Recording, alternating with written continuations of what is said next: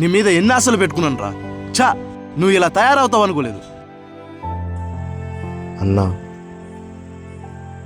నేను యాప్ల్లో లోనులు తీసుకున్నా అన్న, గేముల్లో బెట్టింగ్లు వేసా అన్న, అంతేకాని నేను డ్రగ్స్ మాత్రం తీసుకోలేదన్నా. నన్ను నమ్మన్నా. ఆపురా, ఇంకా నువ్వు 1 సెకండ్ కూడా నా కళ్ళ ముందర ఉండకూడదు. ఇక్కడి నుంచి వెళ్ళిపో.